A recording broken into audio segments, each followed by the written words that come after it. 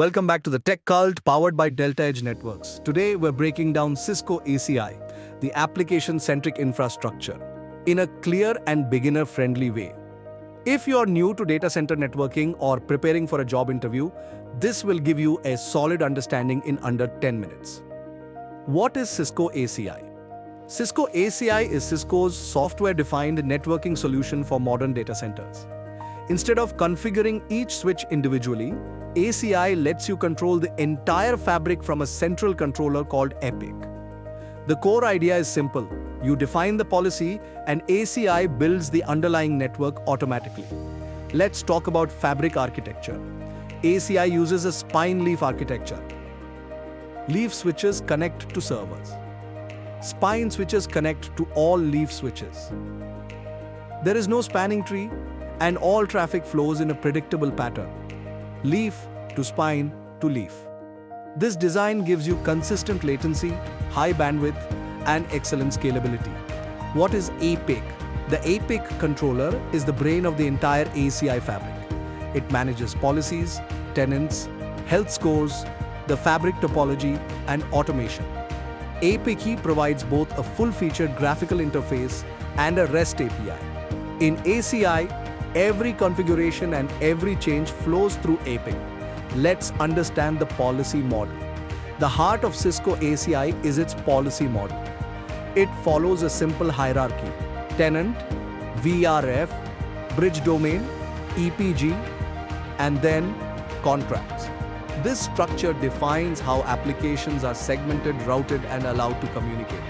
If you understand this hierarchy, ACI becomes much easier to design and troubleshoot. What are tenants? A tenant is a logical container, like a workspace. You can use tenants to separate applications, business units, or customers. Each tenant has its own VRFs, bridge domains, and endpoint groups. Tenants keep everything clean, isolated, and easy to manage. VRFs and BDs. A VRF provides layer 3 separation, similar to separate routing tables. A bridge domain provides layer 2 networking inside that VRF. Think of it this way: VRF equals routing. Bridge domain equals switching. ACI encourages a clean network design by separating these responsibilities. EPGs.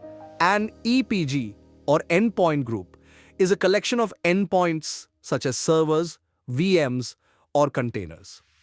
Policies are applied between EPGs, not VLANs. This is where ACI becomes application-centric. It replaces the old VLAN-centric model with a more flexible and scalable structure. Contracts in ACI. EPGs cannot communicate unless a contract allows it. A contract contains filters, things like TCP port 80, HTTPS, ICMP, or custom application ports. By default, everything is denied. Contracts explicitly define what traffic should be allowed: traffic flow. Here's how traffic behaves inside the fabric. Within the same EPG, communication is always allowed. Between different EPGs, you need a contract. Routing is done directly on the leaf switches, allowing fast, efficient forwarding. Use case. Let's look at a simple real-world example. Imagine a 3-tier application: a web tier, an app tier, and a database tier. You create 3 EPGs and then use contracts: web to app using HTTP or HTTPS, app to database using SQL. Everything else is blocked. This is microsegmentation made practical. Why ACI matters? Cisco ACI brings automation, strong security through segmentation, massive scalability, and complete visibility across the fabric. It's built for modern applications that need fast, dynamic, and predictable connectivity. Here is Cisco ACI in 60 seconds. It's software-defined. APIC controls everything. Tenants, VRFs, bridge domains, and EPGs form the structure. Contracts define communication.